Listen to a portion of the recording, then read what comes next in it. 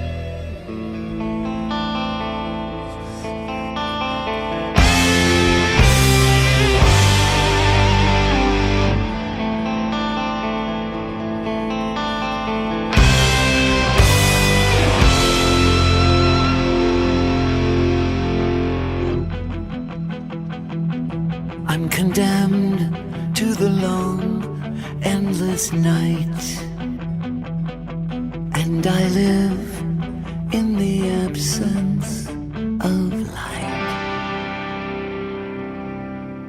Paranormal After Dark with the Roadie. Good evening and welcome to another episode of Paranormal After Dark with me, the Roadie. Different sort of show this week. This week we join the Paranormal New Zealand team as they do a Zoom session talking about what they did in 2023. This is a bit of a filler show while I get a couple of shows edited up and ready to go, which should be quite interesting in the next few weeks. In the meantime, enjoy this one. So here's part one. Welcome. We just thought we would do a bit of an impromptu, sort of random chat to anybody that wants to join us, and just sort of run through some of the things we did through 2023. It was a really busy year for us. We achieved a lot, and we saw a lot, and we did a lot. So we thought we'd just sort of revisit a few of those things and just sort of chat about some of the things we did, because it was quite a lot to take in, I guess. And we've already started building up our calendar for this year. So we thought we'd just check back on last year and chat about some of the things we did. So January. I think the first thing we did, it was Sam, Amy and I, we kicked off the new year with a visit to the old Bastion Point generator room. Scrambled down the cliff there and made our way into the murky tunnel, which was a good one. Thoughts on that, guys? It was both of you. It was the first time for both of you guys. Yeah, I was graceful as anything going down that cliff. Oh my God. Like a gazelle. Yeah. We know we can do it now. It's all about, we're cave explorers. or even World War II bunker explorers. A very intriguing place, and there's a lot of them around Auckland City that are accessible and non-accessible. I just love for that tunnel to actually be a little bit more accessible and a little bit easier to explore. Put it that way. Yeah. Mm. That's the problem with those inner city tunnels. You can only get in so far, and then it stops. It's all sort of caved in or being blocked in. There's only so far you can go. So it's a bit of a tease, really, for those of us that want to explore them. Yeah, you go in and then you see that collapsed bit with all the metal grate pushed forward, and you're sort of like, I just want to know what's behind it. But it's such a massive collapse that just a spade is just not going to cut it, trying to find out what's behind there. Yeah. But it was a nice way to kick off the year anyway. I enjoyed it. I enjoy going there. I usually go once every year or two, so it was good for you guys to actually just see it anyway and get to see it firsthand. I mean, I found it quite intriguing as well. I mean, not everybody likes graffiti, but that's what I was going to say. There was some historical bits of graffiti on the wall from, I think 73, wasn't it? 1973, and there was a few names on there, and you often wonder who those people actually are and who they turned out to be, if they're still around at all. Yeah. Well, underneath all that graffiti, there's actually graffiti from the war times with people that actually worked in there. So, but that's been covered up since. So it's a lot of history destroyed there, unfortunately. Yeah. Just making my way through the little calendar list here we've got here. Then in January, the ladies went off to Harrington Theatre. Yeah. It's a place we're going to visit again, hopefully this weekend or very soon. So yeah, can you tell us about that one? I haven't been there yet, and Sam hasn't been. It's a small local theatre, but it's very interesting. A lot of locals, when you talk to them, will just say, "Oh no, that place it creeps me out." And even I was talking to the daughter of my nail technician the other day, and I mentioned that we were looking at going back there this year, and she went, "Oh yeah, when I was there, when I was downstairs in such and such," and and everyone's got a story.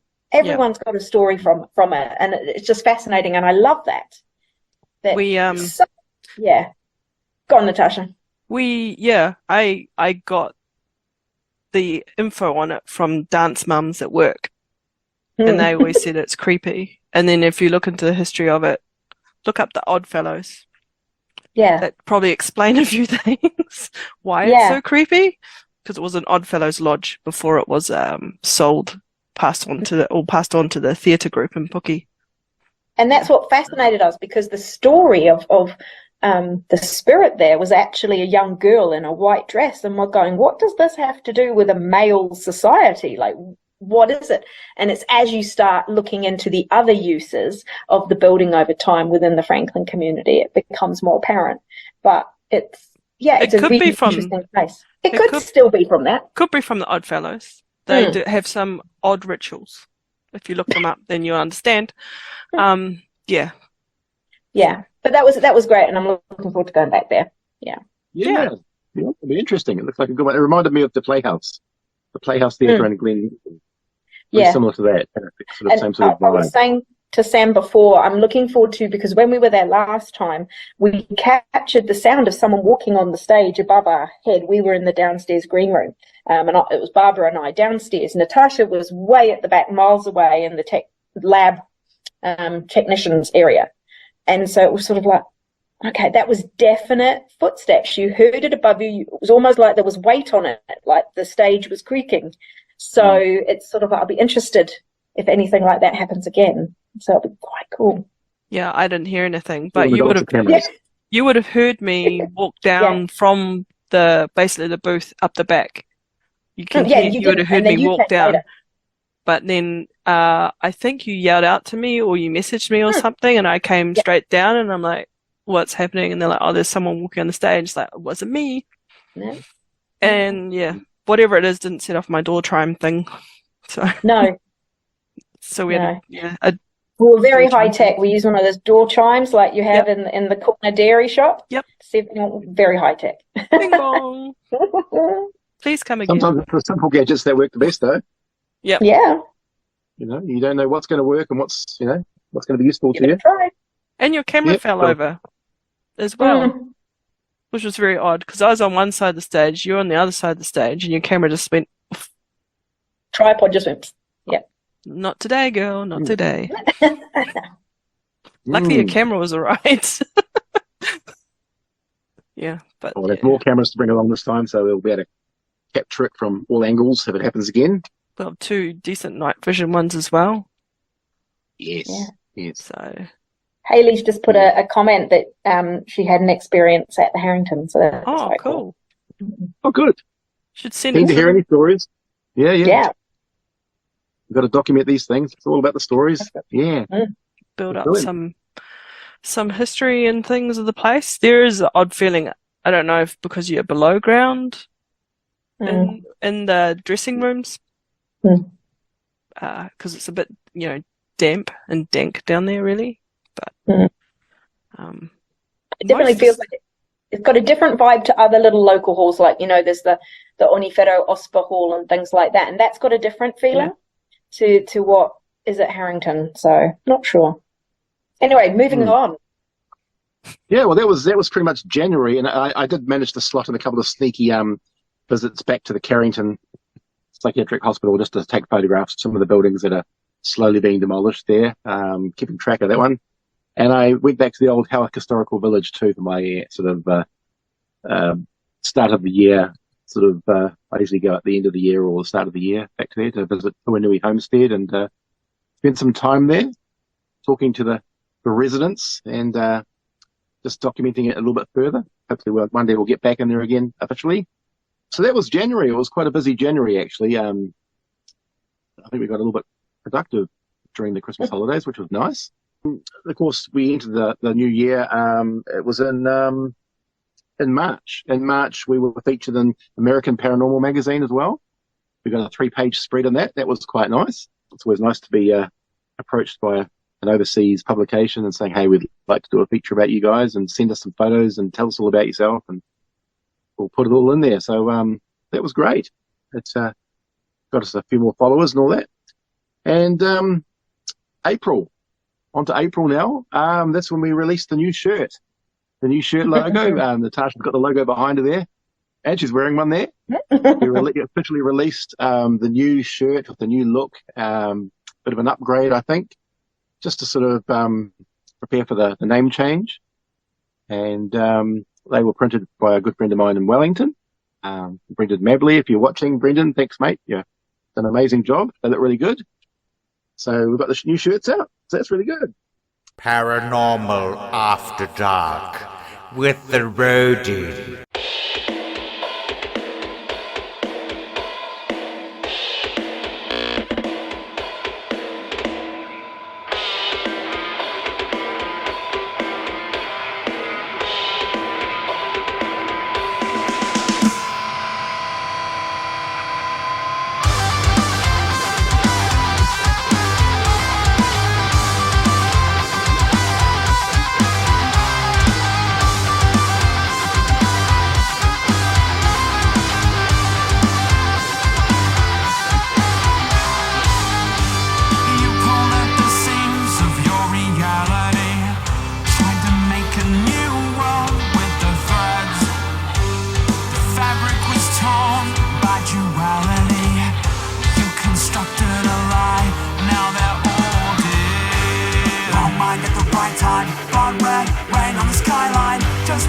Trapped in a coal mine. You know they're all dead.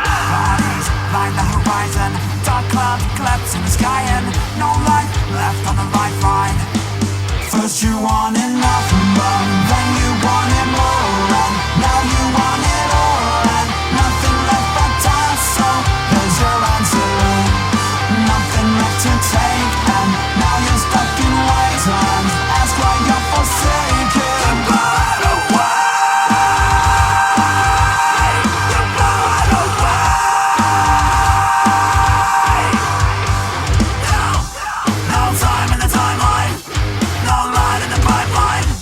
Wrong mind.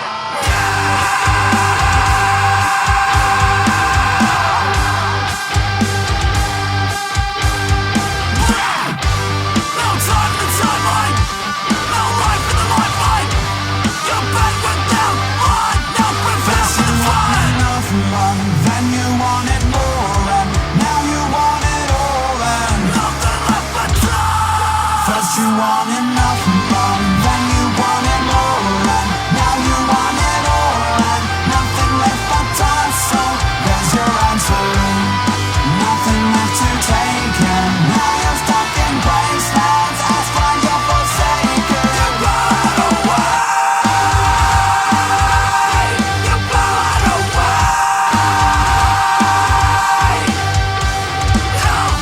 No time in the timeline. No line in the pipeline. Wrong mind at the right time. Because you blew it away.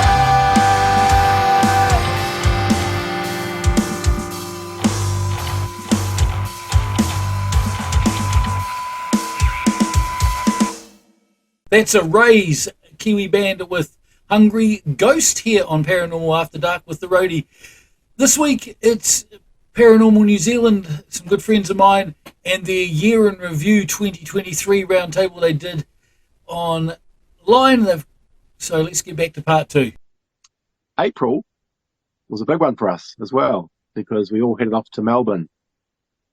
We all jumped on a plane and headed off to Melbourne and spent time investigating a few locations around the place. It was brilliant. It was really good. Great fun. Sam and I investigated the Kilmore Jail, which was absolutely fantastic. I want to thank Jackie, one of the tour guides there who sorted it for us from the mystic realm of Jackal.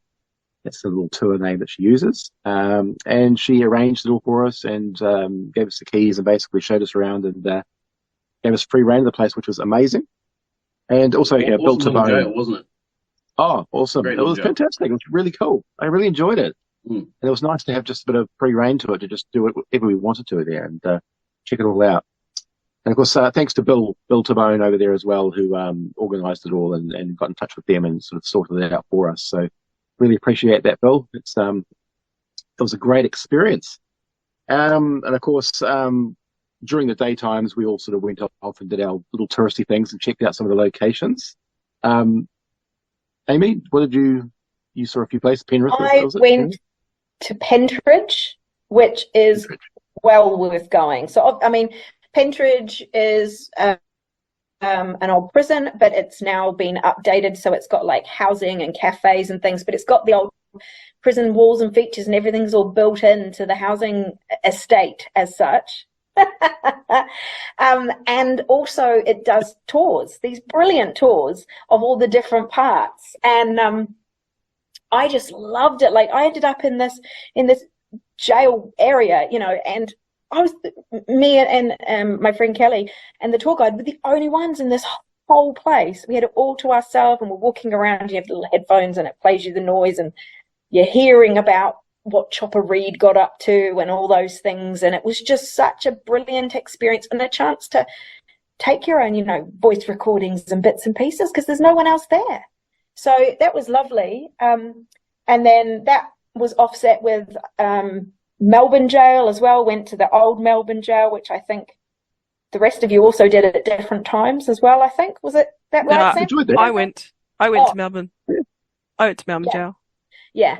It's great, great place. Yeah. But what was more interesting with Melbourne Jail was this big brick building that stood out to me for some reason, which is right outside Melbourne Jail. And I came back and there was this whole documentary and 2 police officers were blown up by a car bomb outside that building. That used to be Melbourne Central Police Station. And I was like, holy, wow, what? There's this massive brick building. And I'm like, I was fixated on it. I didn't really care about the jail that much. It's just like, what's that building? I don't know. And then Natasha and I also went to Geelong Jail, which was fantastic. We did an investigation there with the team there, and it was just phenomenal. It was so good. They had all the equipment, and you went around the places. And what was funny was, you went into the morgue, and they were really selling how scary it was, and you could lay on the morgue table. And unfortunately, we'd all been to Arrowdale like the day or two before that, and of course, Arrowdale was so exciting. We'll talk to that. I'll let Mark talk to that later. But yeah, so we're like, morgue table. Yeah, been there, done that. I think I played dead for one of the tours because we kind of mucked up. We went for the earlier tour because the communication wasn't that great. So we did 2 tours. So we did the normal tour, and then we ended up doing the actual ghost hunting tour afterwards. So we got 2 tours for one. We kind of broke into the historical tour that we weren't meant to be on, but they let us on it anyway. Like, yeah, fun. Meant to be there. Yeah, that's great. Yeah, so we saw quite a bit of Melbourne. Sam and I sort of jumped on some of the trams and went to some of the big historical buildings there, which was neat. I haven't been to Melbourne for many, many years, so it was just good to get back there and just see all these things I never knew existed. Amazing. But the night after that, we went to Arrowdale. Di DeLong and crew graciously gave us generously gave us a good 7 hours to investigate the Arrowdale jail.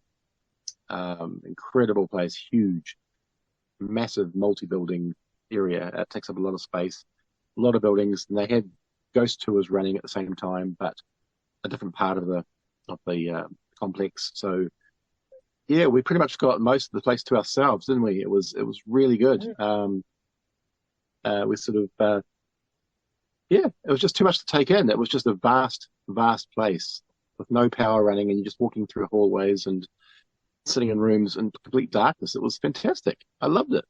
Very easy to get lost in Arrowdale, I found. Yep. And I still believe it probably deserves a second run for us, because I'm sure there were still places that we were given the tour of, but we just couldn't remember the way back to find those sorts of rooms and you know, places that we as I say, one level looked exactly the same as the next level in some of the buildings, so it was very mind-boggling. It's very easy to get lost. Yeah, it's designed to be like that. Between that and the ha-ha walls. Yeah. I think we'll probably need a couple of nights there, actually, because of all the different buildings. I don't think we actually got to all the different buildings. No, we didn't. We did a quick whip around of most of the buildings, but we didn't really get to go around all of the buildings. I mean, 7 hours we were there. 7 hours we were there, and we still didn't see. I think we probably saw half of it, didn't we? Probably half, maybe. Yeah. Like that. I mean, the nurses' quarters itself is like, what, 4 or 5 stories high? 3 stories, yeah. Yeah. And we were, we were backwards and forwards in that building. We definitely have to go back, I think, and revisit. Of course, it's every part of the asylum, isn't it? It just screams of that sort of setting. It was old. It was, it wasn't touched up. It was sort of left as you would expect it to, just, low-level maintenance, like the paint coming off the walls, and it just really fit the part, I found. Not that means that a place is going to be haunted, because it looks like it's left to the elements a bit, but it certainly had that feeling about it. Although for us, it was a very quiet night. Yeah, there wasn't a lot of action as far as the boys were concerned. I think you ladies had a few things happen as well. We had a few things. Like there were 2 instances where there were doors that were very much locked. So one of them was like it was like the big dumbwaiter type. I don't know, but a really big room type one with the dumbwaiter, and the lady had sort of shown us, the tour guide had shown us it, and then made a big thing of really slamming it shut and making sure it was shut and all those kind of things. And a bit later on, when we went back, that door was open, and no one had been through there, and it was very much open kind of thing. And also there was the door that you found, Natasha, near the end of the night. Yeah, the room we set up our first communication session in, it was a hydrotherapy room, but originally it was the ECT room, and there was a door on the right-hand side which went into the stairwell. Well, I checked that door when we went in, and it wasn't open, but when we came back around, the door was open. We went downstairs, and it's kind of like, I don't think it was supposed to be down here, because we saw the cracks in the walls and stuff, and we're like, it looked like an area upstairs. That was out of bounds. Yeah, it was basically around. I think it was a pharmacy, because it looked like where they would divvy out the pills. Like obviously it had like grated counter, and I think it was the pharmacy down there for the patients.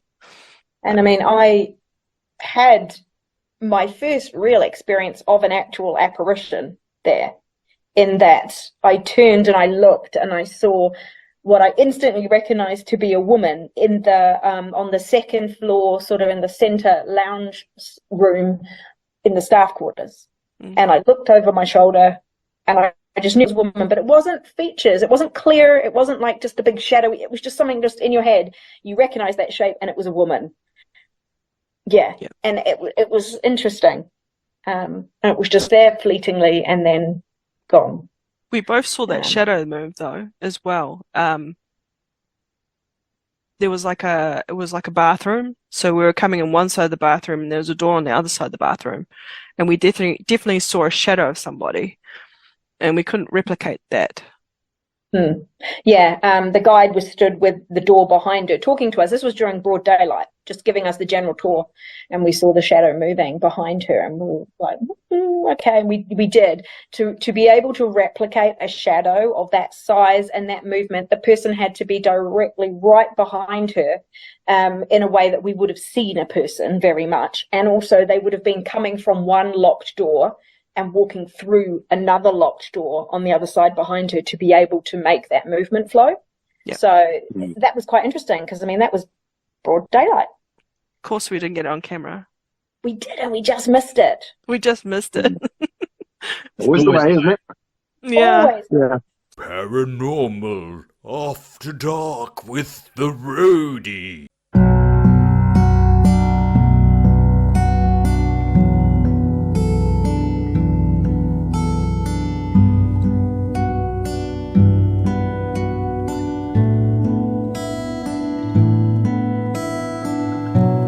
Crystal dream and flawed with emptiness from the deep. Creatures soar until a lifeless sky of hope.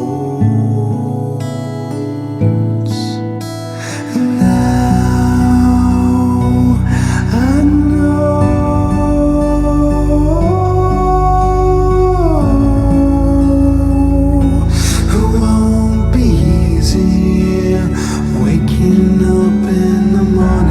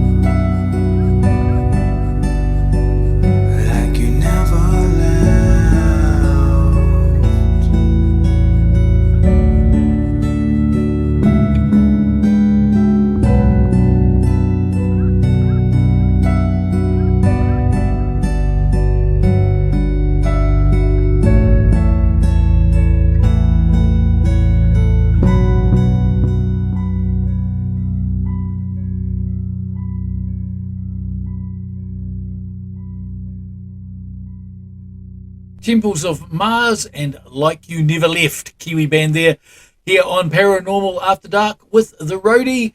We with Paranormal New Zealand as they do their year in review for 2023. I will say, if anyone is all, there's those people out there that are always looking for podcasts. If you are interested in history and possibly slightly drier podcasts in a way, there is one called Behind the Walls of the World Psychiatric. I think it's Psychiatric Institutions or something like that. But yeah, it's Dr. Sarah Gallup, and she actually works with people with mental illness over in the States. But she talks about all the different asylums around the world and does these in-depth histories of key people that live there and interesting stories and how they were designed. And so she's done like 5 podcast parts on Arrowdale, which was quite cool. So it's worth having a look if anyone's interested. And Bill Tabone's written a book about it as well. Oh yeah, it's a good book. He wrote a really good book about it, so it's recommended. So what else we got here? So May, so Arrowdale, yeah. And then in May we did a Helensville Museum revisit, and we did a sleepover there. So we slept the night there. I think we did an event, didn't we? Was that last year that we did the event? That might have been the year before. Yeah, we did the sleepover. We were debating that earlier. Yeah. We only did the sleepover there. Was that the sleepover that your video camera caught footsteps walking past on the balcony outside your room, Natasha? Yeah. Yeah. And we were all in separate rooms all over the place, fast asleep on camera, clearly not us. Yeah. And it was also the occasion that one of the doors opened up while we were doing a communication session. That's right. Yeah, in Headley House. Yeah. Yeah. Was that the one into the storage room in the back? Into the storage room. And, we were pretty confident that the door was closed. But it could have been a draft, we decided, possibly. But, yeah. Was it? Do you remember whether it was raining that night, wasn't it? It was quite windy. It was quite windy, yeah. So it could have been a free gust of wind. Which is why the footsteps were weird, because it didn't sound like the rest of the recording that I had of me snoring in the wind outside. I was sleeping over the Pentagon though. Yeah. Pentagram, sorry, Pentagram. I slept in Headley House, though. I slept alongside the hallway sort of thing, and my overnight camera definitely picked up a sound that sounds like, when you've got one of those round doorknobs of someone going. So it sounded like the doorknob rattling, and now that could have been wind. It could have been a draft, but it sounded more like the doorknob was rattling rather than the door was rattling. You couldn't hear a door rattle, you could hear a doorknob rattle, which is kind of cool. Yeah, but the door never opened after that. You're trying to need a voice to accompany that saying, "Let me in." Yeah. Okay. If only. That'd be cool. That'd be cool. I have that at home all the time. It's the cat, though, unfortunately. Feed me. There was, however, a local that was walking around the museum just before we were settling down, and he had noticed our torches. Yeah. And he did ask, are you guys all right? And I said to him, look, we're filming a documentary. No, nothing to see here. Yeah. And it's okay, just looking after the place. Yeah. The footsteps were at 3:00. I remember waking up, and in true paranormal person fashion, I verbally said the time out loud that I heard the footsteps, put my phone back down, and then went back to sleep. There's none of this running around looking for people. So I don't think it would have been him, because it was very late. It was early morning rather than straight after we went to sleep. Yeah. I could find out the time. I'm pretty sure I've got the timestamp somewhere in here. So but it was interesting. So that was May. That was good. Then also in May you went back to Kentish. Yeah, we got a video. They sent us a video of an unusual occurrence that was caught on just the normal security camera of a glass almost appearing to sort of lift and flip and fall over. So they wanted us to come have a look at that, which was really quite cool. So we sat there and we shook and we jiggled some things and we looked at it and all that kind of thing. And Yeah, some debunking. Great. I think we made a little video of that, didn't we? We put it up on the YouTube if anyone wants to But see the you video. didn't debunk it though, did you? You didn't debunk it. We couldn't debunk it. We could see how potentially you could think that maybe it was just the glass was on the rack funny, but the way it fell seemed not easy to debunk. It was just when you watch in slow-mo, watch the glass. So definitely worth watching. Yeah, just watch because it's got the original footage on the video that we made. Just have a little look at it. It was in a different part of the bar. It was behind the bar, not on the bar. Like I think it was the year before we slept over at the Kentish, and they had an entire tray or something fall off the bar of glasses.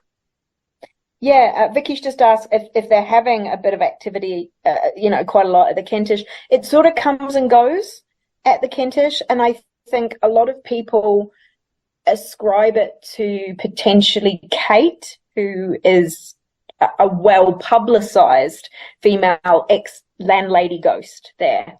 But there is potential that it's not actually her and that it's actually someone else a bit more recent. Yeah. But for the purposes of respect for that person's family and that sort of thing, we don't actually talk about who it is or anything like that. But we have our thoughts, and it's possibly more likely to be that person than Kate, I think, if it was spirit. Or people, because of the renovations, they moved some memorial photographs from the bar where they usually would be. So yeah, potentially it's someone a bit younger than Kate.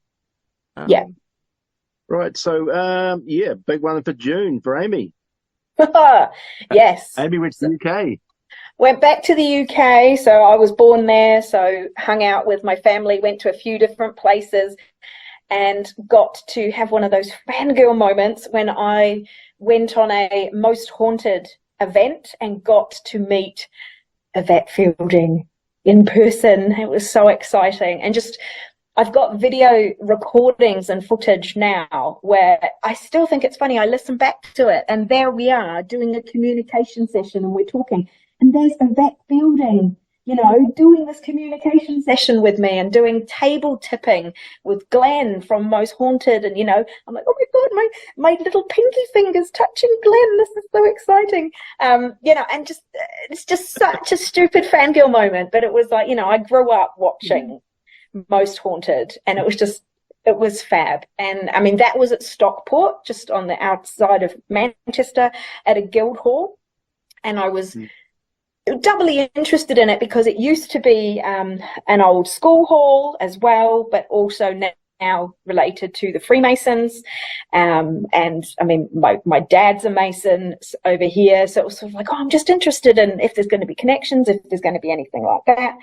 And it was just a really lovely event, and tried lots of things, and it was just great to see a public event that someone else is running and how they're running it and what are they using and that kind of thing. So I loved that. And just touring around, I went to a whole ton of different locations, castles, went to the caves in Nottingham, which were just phenomenal. I got there so early. I was the first person in, and it was only me in these caves. It was so good. But yeah, and the other awesome opportunity was Retford Ghost Hunters took me out for the evening, and they picked me up, and because backstory is I'm originally from Retford, that's where all my family are from. So they picked me up and we started driving, and I had no idea where we're going. And it's sort of like an hour later, I'm like, oh, was this a bad idea? Are they going to leave me in the middle of nowhere? And we ended up at this sort of quarry site that I'd never heard of, and it's one that they go to fairly regularly and that sort of stuff. And they had all their equipment out, and just seeing how they used it on this really large outdoorish site, because a lot of things, doors blown off and roofs off and all that kind of stuff, and just fabulous. Such a funny bunch of people who were just so jovial and so lovely, but also so respectful in the way they went about investigating, and just included me straight from the get-go. It was just lovely. So really, and I mean, they are very prolific. They're out multiple times a week. They've got all their videos, their streams. They're always in the news. I love it when they're like challenging Ricky Gervais to come out with them. And it's like they're always in the Sun or something like that, with the latest photo they've got or whatever. And I mean, they just love what they do. It's just wonderful. So it's nice that was to go and hang out with other teams, though, isn't it, as well? Teams that maybe do things a little bit differently than we would do things, and just listen to their stories and watch their techniques and their approach. And it's great. It was great. And I also, when I was at Nottingham Castle, I was just filling in some time, and I was walking around and I did the tour. And I'm going to show my ignorance now. I can't remember, but they had a part where I should know this. One guy, he was the lover of the new King Edward's mum, I think it was. I can't remember. And they took him away anyway, down this pathway, and killed him eventually and all this stuff. But the whole time I was there, I just had this urge that I wanted to take a little rock or a little stone or something like sandstone home with me. And so I very carefully looked around and took this teeny tiny little rock with me, just bent down as if I'm tying my shoelace, and took this little rock and took it back with me. And I got home to my hotel and laid on the bed and all these sorts of things. And later that night, I had a shower. I came to go to bed. I pulled back the bed sheets that were all perfectly made, and there under my sheets was my rock. That was not where my rock had been. My rock had been in my zipped up pocket of my jacket that was way on the other side of the room. And I thought, that's a bit creepy. But anyway, I've still got my magic rock from the walkway cave. But that was awesome. But yeah. So sometimes these things are just, they happen. Oh, and I loved going to the old ship from Jerusalem, that one. The old trip, wasn't it? The old trip with the old dusty ship inside. Yeah. That was cool. Interesting, with all the little alcoves and I was very tempted to try and touch it. That's, when they say if you touch it you'll die, that's just a challenge, isn't it? You just challenge accepted. Yeah. Gonna die anyway. I know. They put it very high to try and stop people like me touching it, I think. Yeah.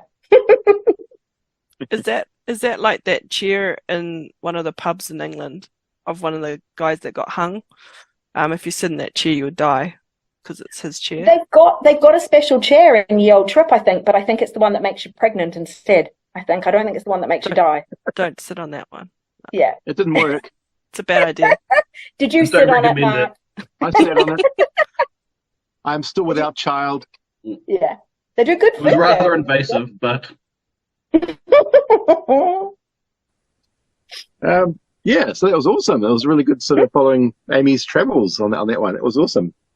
And then later on, soon after that, I travelled down to Dunedin and met up with Bruce Mahalski from Dunedin Strange Occurrences Society.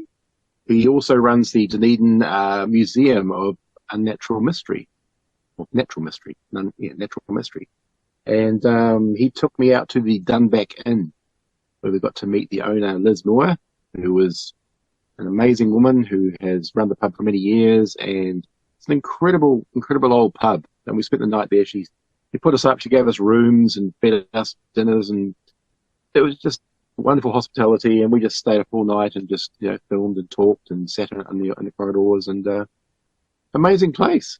I'd love to take the team down one day and spend another night there, because it's just very quirky, very unusual, lots of bits and pieces everywhere, and it's just sort of it's a real mishmash of all sorts of antiques and styles and hoardings as well. They sort of there's just things everywhere. That's an amazing place. Paranormal After Dark with the Roadie.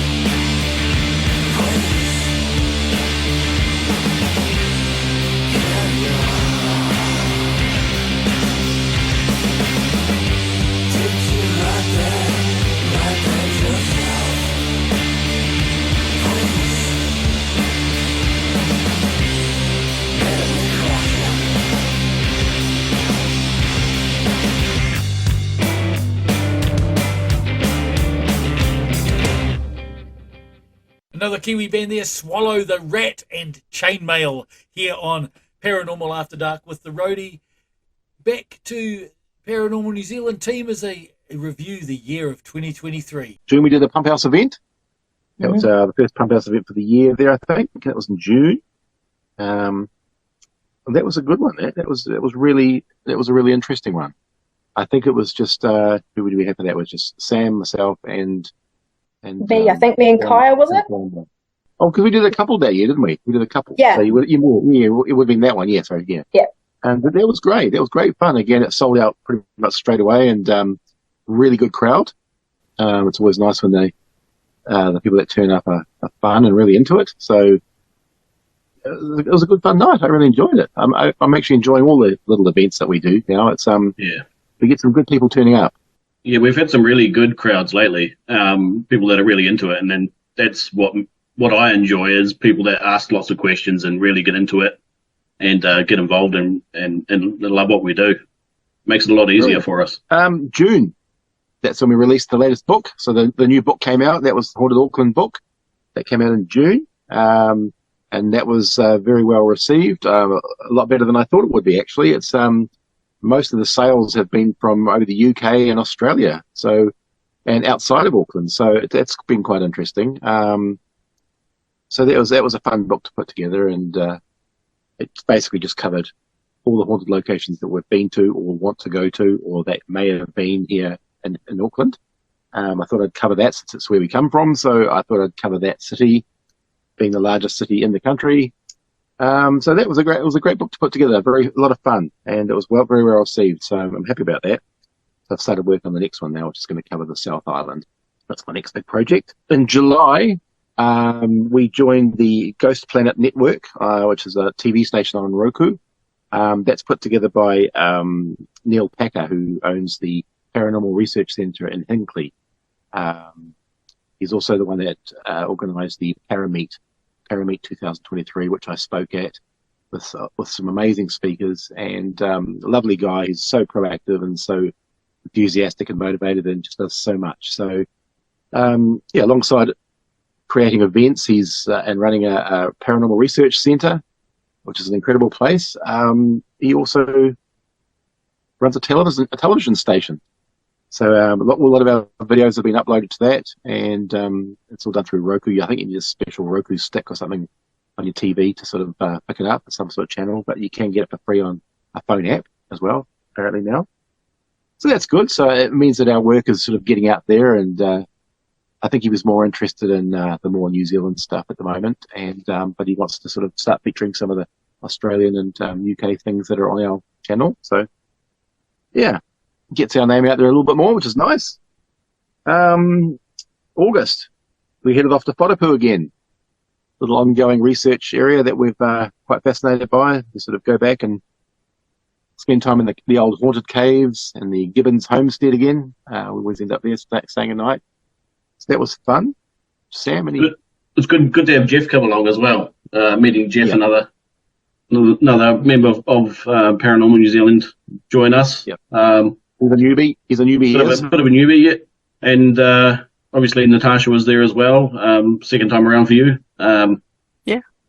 But it was also interesting to find out that Mark and I were Whatapu legends, apparently. Yeah. When the guy running the Gibbons homestead turned around to us when we said we were going to go trekking towards the caves, and he said, "Don't end up like those two jokers who had to be brought back by helicopter." And for those who don't know, that was us. We are those jokers that had to be brought back by helicopter. So interesting. But a highlight for me as well was talking about Whatapu to Jeff and mentioning a lady in white that has been seen walking along the beach, along the waterfront, and seeing Jeff's face just turn pale. And he goes, "What do you mean?" I said, "There's a story of a lady in white seen on the beach." He goes, "I never told anybody about that." I said, and I don't think anybody else had heard the story either, so I don't know where I had got the story from, but Jeff explained to us that he and his wife had seen a lady in white along the beach when they were going for a stroll one evening, and very distinctively a woman wearing a white dress and shaggy hair, like as if she had been in the water. And as they walked towards it, it was a pole standing up in the sand, and it wasn't a woman at all. So he brushed it off. And then he tried to find the pole again. I don't know whether it was the following day or a few days later, and the pole was nowhere to be seen either. So it coincides possibly with a lot of missing persons in the area, or a lot of the tragedies that have happened in the area as well. It's the Coast of Ghosts, isn't it? It is the Coast of Ghosts. The Coast of Ghosts. Good old Orpheus. Yep. Huia was quite cool to walk around, little Huia. Like walking up to the dam and having a look around there. The dam was incredible. Nice bonus. Yeah. Amazing. So what did we do there? Then in August as well, we did another Pump House event. That was in August. And that was another packed house and another fun event. That was really good. That was good fun. September, that's when I headed off to the UK to do Parameet and travel around the UK. It's something I love doing. The UK is my it's my home away from home. It's where I think I'm meant to be, really. I have family over there now, so that's good. But yeah, I was invited to speak at Parameet, which was brilliant, and I got to speak alongside some amazing other speakers like Penny Morgan and Neil Story, and just people that I've enjoyed watching on the internet and on YouTube, and I've enjoyed their books and listening to their stories and all that. So I've got to meet a whole lot of people, as well as got to hang out again with a lot of my crazy old mates over there, like Lorraine and Jacqueline Dixon, and just all these crazy people. And I went on investigations. I had we were there for about 3 weeks. No, it was a month, actually. It was a month, 4 weeks. And we just traveled around investigating and seeing the sites, and so many lovely people. All my old friends came out and showed me out, took me out on special days and day trips and night trips and all that.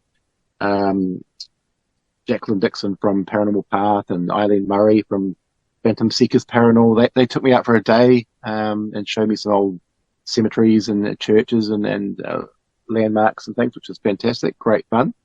Liam Shand from Highland Paranormal, his team took me out for a night in Scotland, and that was brilliant, absolutely great fun. Until Ruthven Barracks, it was fantastic. The guys, old Rigger and his crew, Dave and all them from Spigger, which is the Scottish Paranormal Investigation Group, they took me out, and we did Buchanan Castle, which is an old ruin of a castle hidden away in the bush, and it's just absolutely fantastic. Blew my mind away. It was just incredible. Amazing place. So fantastic to see those sort of sites that you just don't get to see that sort of thing here. So yeah, had a wonderful time, met some wonderful people, caught up with a lot of friends, family and all that. So yeah, bit of a shame. And you went hunting Jeff? Oh, Jeff, yes, I had to go. I've been into Jeff the Talking Mongoose. Google it if you haven't heard of him. And yeah, I had to go. It's been on my list for a long time to go to Cashin's Gap, which is the area where the Irvings family had their home, and it was visited by a mongoose that could talk, and they called him. His name was Jeff, and there was a movie recently about him, starring Simon Pegg. And so I took the trek. It was a good hour and a half long trek over hills and all that to get to the place, but finally made it to where the house stood. There's not much left there, of course. I found a well, and I found some patches of slate and rocks and bricks and things. There's not much there, but it was just nice to go there where the house stood. It was a nice little circle for me just to sort of go back and visit places that have meant a lot to me in the past. Paranormal, Ruthven. Yeah, so thanks, Liam. Liam's a great guy, and his team, Lawrence and all them. I definitely recommend checking out Highland Paranormal. Just Google them and check them out if you're interested in the Scottish side of the paranormal and Scottish history, because Liam knows his stuff. He's absolutely a wealth of knowledge, and he's amazing to listen to. I could listen to him talk for hours. Oh, also I managed to get access to Boleskine House, which was a great thrill to check up on how that's going along now. I've spent many nights investigating Boleskine House when it was in its burnt out state. So it was really cool to get access while it's being redeveloped and rebuilt, and to check on how things are. So I wasn't allowed back into it because there's a working site, but I got to sort of roam around the outside, which was nice, and see how things are going. So I'm looking forward to getting back there in a couple of years, hopefully, and it'll all be finished and ready to open to the public. Yeah, of course, I also went back to the Borley Rectory again, where the Borley Rectory stood, and the Borley Church. Those iconic places. Paul from Ghosts on Trent. Hey, if you're watching, probably is watching actually. He took me out. I didn't get to meet Mark, the other half of Ghosts on Trent. He was working. He was too busy working. But Paul took me out, and we went to the Demon House. It's been dubbed the Demon House. This old farmhouse. Brilliant. Very cool place. We didn't get much activity. I think Paul's been there many times, as you know, with Mark, and they haven't really experienced anything. But all these other teams go in there and experience everything. So it was dubbed the Demon House. Those with apps get demons. Those without apps don't get demons. So it was just brilliant to go there, and Paul's a great guy. So I definitely recommend Ghosts on Trent. Ghosts on Trent. Check them out. Very good, honest paranormal investigation. They're one of the few YouTube channels that I follow that just are the real deal. They don't make stuff up. They don't fake. They just call it as it is. They just go out, wander through abandoned places and haunted locations, and just roll cameras and just see what happens. And oftentimes nothing much happens, but it's good to watch. I prefer watching those types of investigators doing their thing. I don't like the faked ones, really. Doesn't really appeal to me, but Ghosts on Trent, they're the real deal. So check them out. During October, it's a bit of a slow process, actually. I've been entrusted with a lot of the old archive case files from Murray Bott, who was the New Zealand representative for MUFON. He passed away a few years ago. He was a good friend of mine, and he just had a whole house that was just full of boxes of files, case files, UFO files, dating way back into the 40s, 50s. And so when he passed away, his huge storage lot of case files were entrusted to a good friend of mine, Peter Hassel, who was also another researcher. He's a UFO paranormal researcher based in Wellington. He's also a martial arts expert and stuntman. So he's been around, and he was a good friend of Murray's as well. So he took charge of all the case files. But because there's so much of it, I've scored half of it. So our basement is just full of boxes and boxes of files, of newspaper clippings, and all of Murray's work. It's incredible. Just suitcases and boxes full of just handwritten and typewriter printed files. So it's an amazing wealth of stuff. I don't know what we're going to do with it, but we have to sort of salvage it and try and save it and archive it somehow. We're going to eventually try and put it online.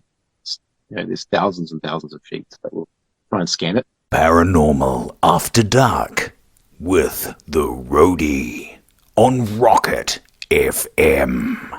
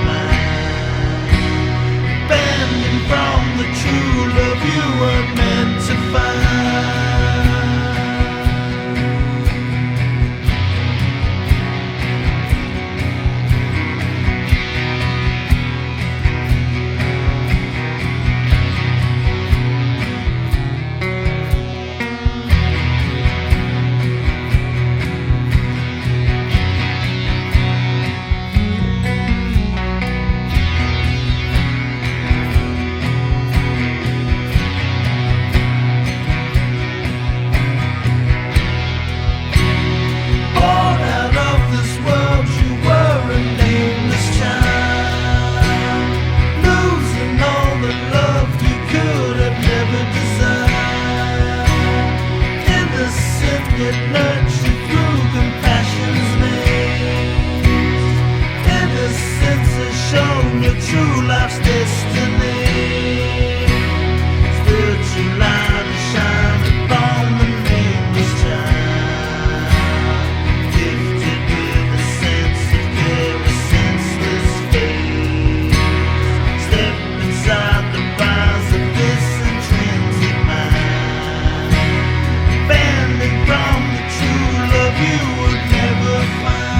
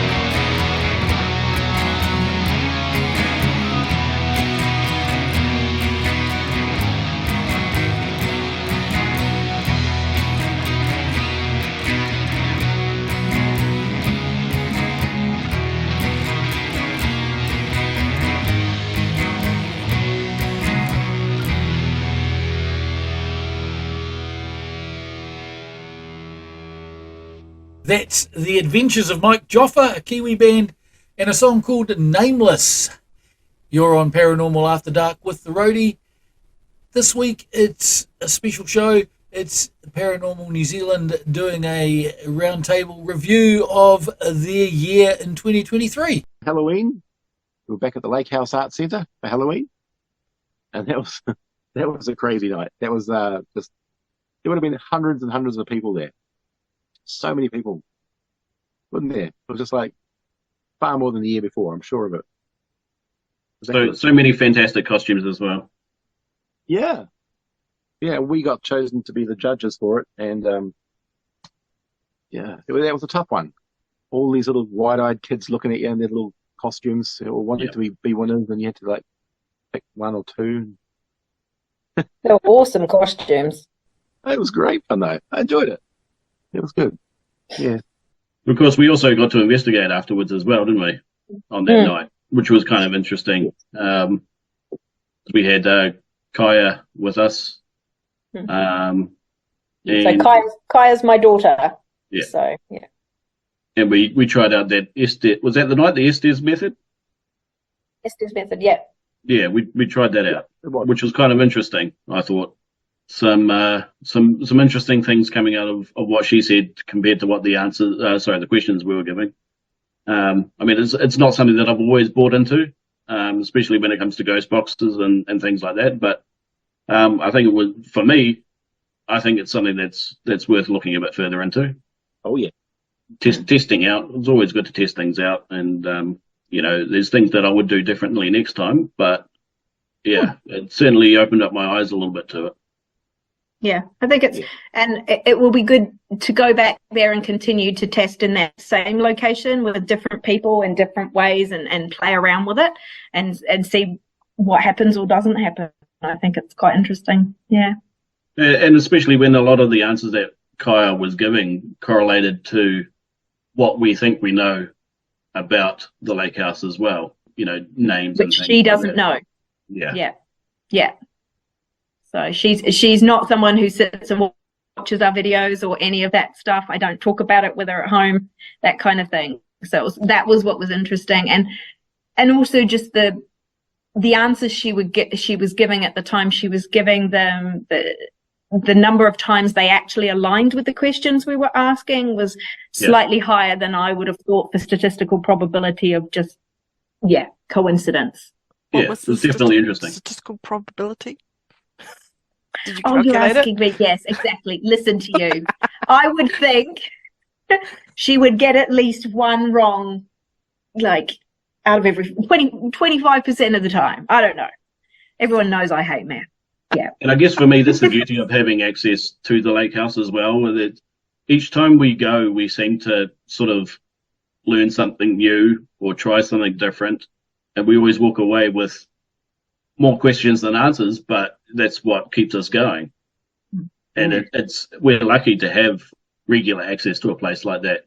And it might not be the biggest place, but there's enough activity or alleged activity that keeps us going back and trying different things and experimenting. Yes, we're very privileged to have the trust of all these historical locations. I mean, to let us sleep the night in historical locations, I mean, that's a rare thing. So it's good to, we've built up that reputation now where people just trust us. They know they can trust us. We've got a good reputation that spans back a long time. Yeah, it's just very honouring to be able to have that kind of trust given to you. And so far we have four locations that give us ongoing research time whenever we want it, pretty much. Like there's the Pump House Theatre, which we can go to pretty much any time. Most of the time we can't go there during when the productions are on, but we can go if we can go there if we stay away from the main stage and places like that where the productions have been set up. Lake House Arts Centre, we can go anytime we want, and we often spend the night. I stayed there the other night. It's just, the lake. What's the other one? Helensville Museum is another one that we have unlimited access. We've spent many nights there, and Waiuku as well. We can pretty much go back there anytime. They've said we can go back anytime and investigate, and so it's nice to have those sorts of locations that you can just keep going back to, because I believe personally that follow-up investigations and visits, regular visits, you start to become a bit more familiar to whatever might be there, and things start to happen. And that's been the case for many of the places that we've had ongoing access to. The old school in Parnell that we had, Sam, the old girls' school, we had that for 2 years, 20-something sessions, and with every session, things were happening ongoing. It was an amazing place. So it's good to have those places that you can keep going back to, keep researching. We're very lucky, I think, to have that. And of course, the lake house has a lot of things happening to it, doesn't it? It's we have lots of little bits and pieces, interesting little things happen. And each time something different, really, isn't it? It's just when you think you've got it figured out, something happens, and you can't quite pinpoint a reason for it or an explanation. Paranormal After Dark from down Dunedin Way, the Roadie, has been inviting us on his show, Paranormal After Dark. It's a new show that he's running now, a new podcast. So he's a great guy, and we've hung out with him a few times now, and always good to hang out with the Roadie. Hopefully I'll see him again later on this year when I go back down to Dunedin. But yeah, very inquisitive guy, always asking questions, and very, very into it. So check out the Paranormal After Dark podcast. He's got all sorts of guests. He's got a lot of us on there as well. But he's looking for other guests to go on his show and talk about ghosts and the paranormal and UFOs and whatever. So check that out. December 23rd. A couple of friends came from ex-Kiwis. Well, they're Kiwis living over in California right now. Martin and his wife Stephanie. They have a paranormal team over in California called Golden State Paranormal. And they came back to New Zealand to spend time with their family. So I've hung out with Martin once before. He came over and I took him to the Lake House Art Centre, and he had a great time there. So he's back. So we took him to the Pump House this time around, and we had a great time there. So check out the video on our YouTube channel where we sort of interviewed them while we were there. So always fun to hang out with those guys. And it was a really good session, wasn't it, Sam? Yeah, it was. Yeah, I'm interested to see. Martin tested out one of his gadgets, and I'm interested to see how that progresses. He was just making it, giving it as his maiden voyage, and I'd like to see further progress on that actual gadget because I think it was quite interesting. It was a sort of like a proximity sensor, wasn't it, Mark? Something to do with that. Well, it was a different take. It was a music box. It was a music box, but it was a different take on the usual standard music box. It had proximity sensors, and it also had didn't it have temperature as well? I think it may have had temperature. Yeah, it was temperature and had some other sensor, and I can't quite remember what it was, but yeah. It was like a souped up music box.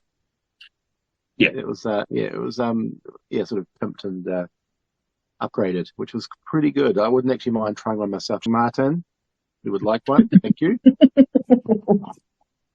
Bring one next time you're over. Okay. We also, it always needs to be said, Sam, this year is the 10th year celebration, 10th year anniversary of Sam joining the team. So 10 years. So I wanted to make a special note of that. I don't know if you've seen the montage. There's a montage that we have on our YouTube channel for Sam there, doing some of the stuff that he did. Your first investigation was at the Puinui Centennial Hall. The Puhoi Centennial Hall. You said Puinui. Oh, Puhoi. Another P word. Yeah. And that was an interesting night as well. I mean, I vaguely remember us all setting up, and then all of a sudden the lights just shutting down, and everyone went, oh, but of course, we just had to flip the switch on the circuit breaker again, and then everything was back to normal. But, yeah, I mean, for a first investigation, it's quite exciting for things like that to happen. Well, they had some interesting reactions with the old the REM pods, weren't they? They were going off with... Yeah. We couldn't figure out how it was happening. One of the investigators that was there with us was only reacting to her. Yeah. So we would get up and leave the room. And when she was getting up to leave the room, it would suddenly flash and beep and go crazy. It was almost like it didn't want her to go. And so we would get up one by one and leave the room, and it wouldn't go off. As soon as she got up to leave the room, it went crazy. Yeah. And so we should go back in the room and it would stop. So we started thinking, okay, it's a REM pod. So is it being triggered by static? Is it being triggered by some sort of electrical charge somehow? So we got her to take her shoes off and her socks off, and it still kept doing it. She took her socks off. We even toyed with the idea of her getting naked in the room.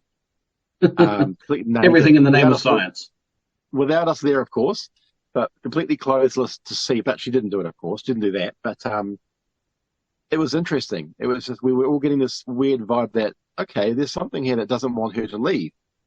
It just sort of felt like it. It really did feel like it. It was almost felt intelligent, didn't it? It was just a weird experience. I couldn't figure it out. But it got to the point we were sort of saying, have you got any piercings? Have you got a pacemaker? Have you got, that could be triggering this? and there was nothing. Her cell phone, there was no reason for it, and it was only when she would get up to leave the room. Yeah, I mean, I guess maybe some people are just more statically charged than others. Yeah, it was quite strange, and it was one of our early investigations. I think it was 2014, wasn't it? But otherwise, I was hooked after that. Still here, still here 10 years later. Yeah, Sucker. You're not going to get rid of me that easily. Oh, how we've tried. I don't scare that easily either. So No. You're a good one, man. You're a good one. Yep, thank you. And here's to 10 more years at least. Yeah, it's been fun. I'll be wheeling you around in a wheelchair, but we'll still be doing it. Well, that'd be nice. Lower him down the side of the cliff. Yeah. A wheelchair put you on a with winch. on it. Yeah, we'll still go visit the Bastion Point, but we'll have to tie you up to a rope and then get down. You kind of have a bit. That's what a team does. You look after each other. So that's the end of my list, actually. A big thank you to Mark and all the team at Paranormal New Zealand for their support and for providing this content for the show this week.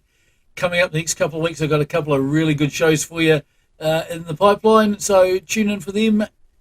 Then, this has been Paranormal After Dark with the Roadie. I'll see you next time. And remember, I have questions. Paranormal After Dark with the Roadie on Rocket FM.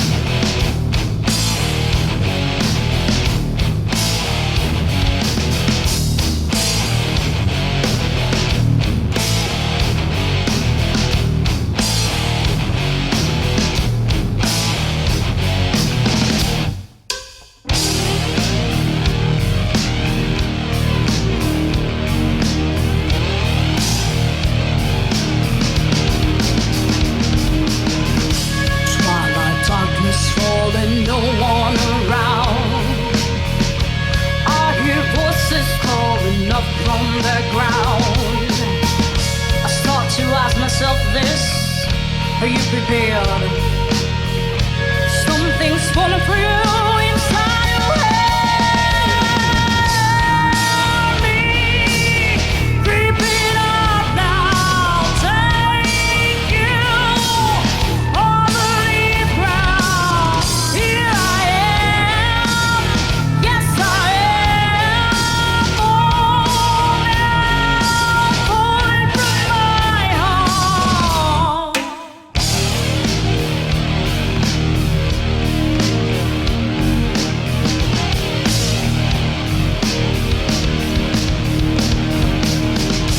Taking step precaution, falling behind. Understand what you say, forgets and rhyme. Taking what I can from what I feel. Saving it to leave, not gotta fail. Me creeping up now, take you over the ground. Here I am, yes I am, falling from my heart.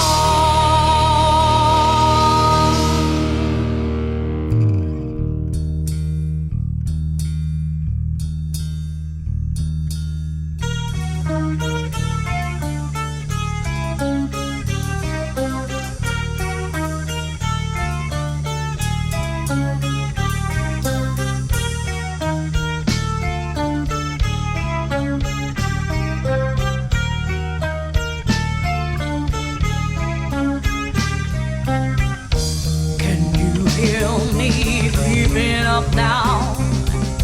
I've come to take you underneath the ground. I start to ask myself this: are you prepared? Something's falling for you.